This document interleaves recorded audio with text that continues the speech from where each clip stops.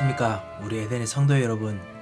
오늘 창세기 36장과 함께 또 말씀을 같이 묵상하고자 합니다. 창세기 35장에 전능하신 하나님께서 사실 그 전능하신 하나님 엘샤다이 하나님입니다.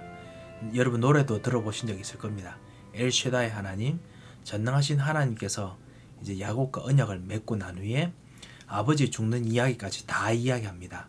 사실은 이삭의 죽는 이야기는 지금 오늘 읽을 창세기 36장에 있는 그 족보 그 전에 다 일어나는 일들임에도 불구하고 사실 그 이후에 있는 일도 있지만요, 일부러 이삭에 관련된 이야기를 야곱에 관한 이야기와 다 묶어서 이야기를 합니다. 그리고 지금 족보 이야기를 합니다. 에서의 곧 에돔의 족보는 이러하니라 라고 이야기하면서 족보 이야기를 구체적으로 합니다. 왜냐하면 이것이 창세기의 주요 목적이기도 하거든요. 하나님의 사람들과 언약의 사람들이 내려오는 그 자손들과, 그리고 이제 언약 밖으로 나간 사람들이지만 아브라함의 그 족속 통해서 나온 그 왕들, 그 허리에서 나온 왕들에 대한 이야기가 구체적으로 어떻게 성취되었는지 그거를 보여주는 구절입니다. 그래서 오늘 창세기 36장 1절부터 시작해서 끝에 절까지 우리 다 읽어보도록 하겠습니다. 그래서 구체적으로 에서의 자손, 세일의 자손, 에돔의 왕들, 이 부분들을 읽어보도록 하겠습니다. 36장.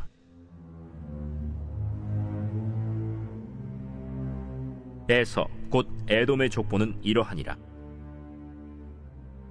에서가 가나안 여인 중 헷 족속 엘론의 딸 아다와 히위 족속 시브온의 딸인 아나의 딸 오홀리바마를 자기 아내로 맞이하고 또 이스마엘의 딸 느바요의 누이 바스맛을 맞이하였더니 아다는 엘리바스를 에서에게 낳았고 바스맛은 르우엘을 낳았고 오홀리바마는 여우스와 얄람과 고라를 낳았으니 이들은 에서의 아들들이요 가나안 땅에서 그에게 태어난 자들이더라.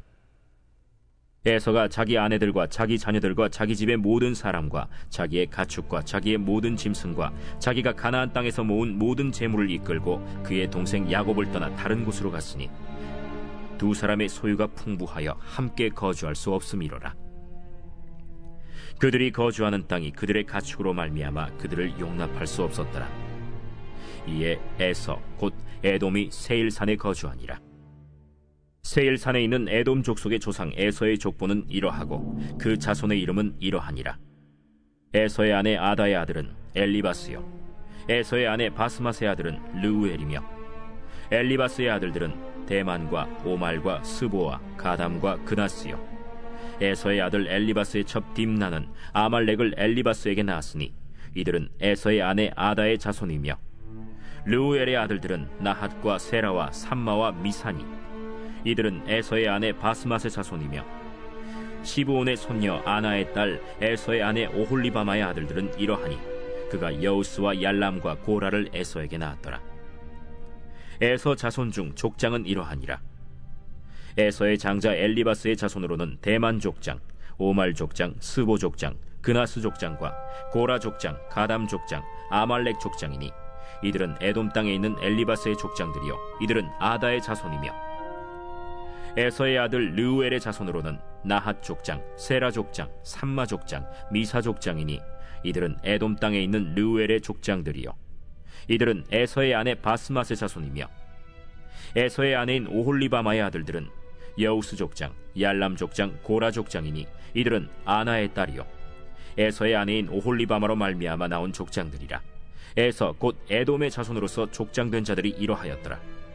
그 땅의 주민 호리 족속 세일의 자손은 로단과 소발과 시브온과 아나와 디손과 에셀과 디산이니 이들은 에돔 땅에 있는 세일의 자손 중 호리 족속의 족장들이요 로단의 자녀는 호리와 헤맘과 로단의 누이 딥나요 소발의 자녀는 알완과 마나핫과 에발과 스보와 오남이요 시브온의 자녀는 아야와 아나며 이 아나는 그 아버지 시브온의 나귀를 칠 때 광야에서 온천을 발견하였고 아나의 자녀는 디손과 오홀리바마니 오홀리바마는 아나의 딸이며 디손의 자녀는 햄단과 에스반과 이드란과 그란이요 에셀의 자녀는 빌한과 사완과 아간이요 디산의 자녀는 우스와 아란이니 호리 족속의 족장들은 곧 로단 족장, 소발 족장, 시브온 족장, 아나 족장, 디손 족장, 에셀 족장, 디산 족장이라. 이들은 그들의 족속들에 따라 세일 땅에 있는 호리 족속의 족장들이었더라. 이스라엘 자손을 다스리는 왕이 있기 전에 에돔 땅을 다스리던 왕들은 이러하니라. 부올의 아들 벨라가 에돔의 왕이 되었으니 그 도성의 이름은 딘하바며, 벨라가 죽고 보스라 사람 세라의 아들 요밥이 그를 대신하여 왕이 되었고, 요밥이 죽고 대만 족속의 땅의 후삼이 그를 대신하여 왕이 되었고, 후삼이 죽고 브닷의 아들 곧 모압들에서 미디안 족속을 친 하닷이 그를 대신하여 왕이 되었으니 그 도성 이름은 아윗이며, 하닷이 죽고 마스레가의 삼라가 그를 대신하여 왕이 되었고, 삼라가 죽고 유브라데 강변 르호봇의 사울이 그를 대신하여 왕이 되었고, 사울이 죽고 악볼의 아들 바알 하난이 그를 대신하여 왕이 되었고, 악볼의 아들 바알 하난이 죽고 하달이 그를 대신하여 왕이 되었으니 그 도성 이름은 바우며 그의 아내의 이름은 무헤다벨이니 마드렛의 딸이요 메사합의 손녀더라.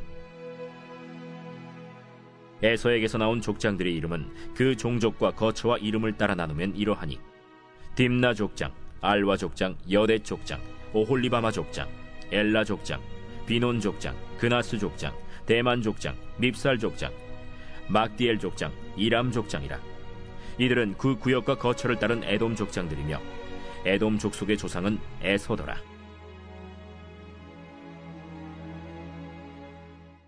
자, 우리 다 읽었지요? 에서의 자손이 쓰여진 이유는 아까 말씀드렸다시피 성경이 구체적으로 하나님께서 선택한 언약의 사람들과 하나님께서 선택하지 아니한 사람들이 구체적으로 어떻게 나가는지 비교해 주려고 합니다. 마치 우리가 알다시피 가인의 후손과, 그리고 사실 가인의 동생 아벨이 죽고 난 후에 셋이 태어났는데 셋의 후손들에 대해서 쭉 죽었는 것과 비슷한 패턴으로 오늘 보여줍니다. 오늘 창세기 36장에 있는 이 에서의 자손들이 생각보다 잘 발전합니다. 사실은 야곱은 발전하지 아직 왕이 되지도 않고 그 다음 나라들이 만들어지지 않음에도 불구하고 사실은 에서를 통해서 에돔, 그 붉은 사람들이라는 뜻이죠. 이 에돔 나라 족속들은 왕들이 만들어지고 발전합니다. 왠지 아시죠? 언약 가지지 못한 사람들은 사실 있는 대로 노력하기 때문에 발전합니다. 그리고 그 발전을 위해서 하나님께서 사실은 언약의 약속을 아브람 통해서 주셨기 때문에, 그리고 언약을 가지지 않았더라도 하나님께서 그 사람들에게 여전히 일반적인 은총과 축복들을 부어주십니다. 그래서 발전을 하는 거거든요. 그래서 이 발전들을 오늘 1절부터 8절에 보면 또 나옵니다. 에서가 자기 아내들과 자기 자녀들과 모든 집사람들과 함께 자기 가축, 자기 모든 짐승들이 요셉이 가져온 것들과 같이 있으니까 너무 풍부해서 같이 있을 수가 없다라고 합니다. 그래서 야곱이 가져온 가축들 때문에 야곱이 세일산에 거주한다고 했습니다. 세일산이라도 사실은 그곳이 사냥하기도 좋고 또 아버지 땅과 별로 멀지 않기 때문에 아브람 그리고 아버지 이삭과 같이 있었다는 것과 멀지 않기 때문에 사냥하기도 하고 그래서 계속 있었던 것 같습니다. 그래서 세일산에 있는 에돔 족속에 대한 이야기가 9절부터 쭉 나옵니다. 그리고 에돔 자손 중에 이제 족장들이 누군지 쭉 이야기합니다. 벌써 족장들이 나오기 시작합니다. 마치 아브람의 손자인 야곱의 아들 통해서 족장들이 나오듯이요. 그래서 12족속 족장이 나오듯이 그 족장들의 이야기가 나옵니다. 그리고 그 세일의 자손들 중에 20절에 보면요. 그 땅의 주민 호리 족속이라고 했습니다. 세일 땅에 원래 있었던 원주민이 호리 족속인데요.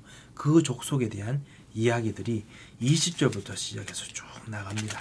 그래서 29절까지 나오지요.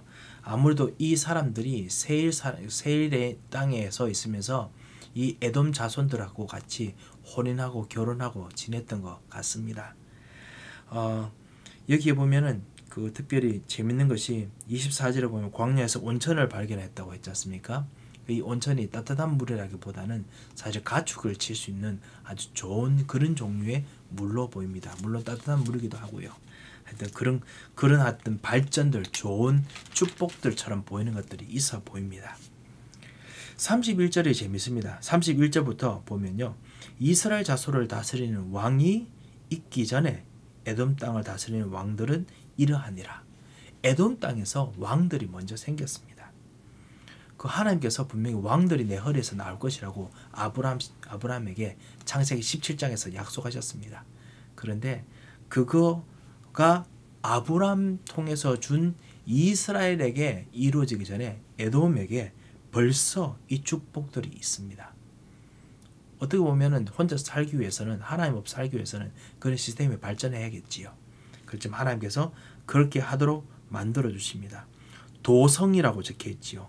그 도시 이름을 따라서 이 에돔의 왕들이 여러 계속 아버지 왕을 따라서 내려오는 그런 직계 자손들이 아니고, 이 자녀들이 흩어져서 여러 군데서 왕들이 되고 더 번성하고 또 왕들이 또 만들어지고 이렇게 하는 것들이 정말 많이 있었던 것 같습니다. 그리고 서로 싸우기도 하고요. 그래서 누구를 대신해서 왕이 되고 이 이야기들이 계속 진행이 됩니다. 다시 말씀드립니다. 왜 이런 이야기들을 하느냐? 하나님께서는 분명히 아브라함에게도 약속하셨습니다. 그 언약을 통해서 자손들이 번창하게 될 것이다. 여러 민족들이 나오게 될 것이다 라고 했습니다. 똑같이 야곱에게도 여러 민족들이 나오게 될 것이라고 언약을 주셨습니다. 그래서 이 여러 민족이 에돔 통해서도, 에서 통해서도 나온다는 약속을 주셨습니다.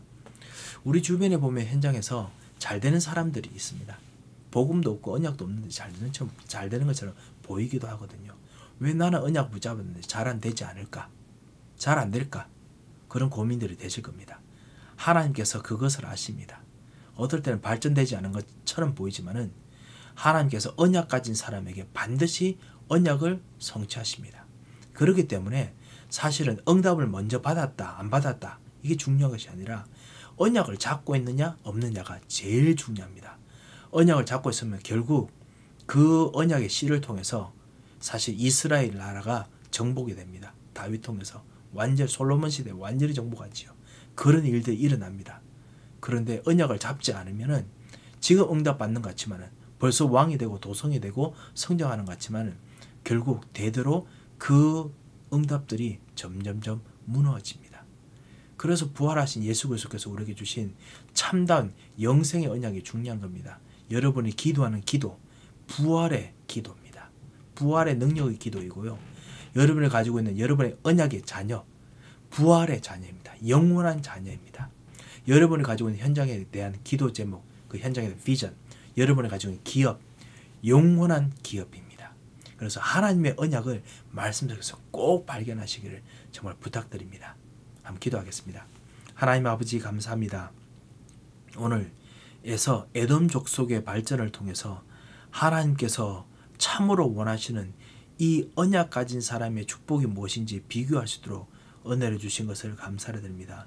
현장에 있는 사람들을, 현장의 사람들이 바라보는, 현장 사람들이 성취했던 응답을, 성취를 보고 그리고 부러워하지 아니하고 하나님께 주신 참다운 언약이 가장 중요하며 그 언약 속에 생각이 잠기는 귀중한 멀리 내다볼 수 있는 지혜를 주셔서 주님께서 이것을 놓고 기도할 때마다 하나님께서 영원한 기도 제목을 주시고 영원한 기업을 주시고 영원한 비전을 주시고 영원한 하나님의 주신 교회를 통한 역사를 보게 하여 주시옵소서.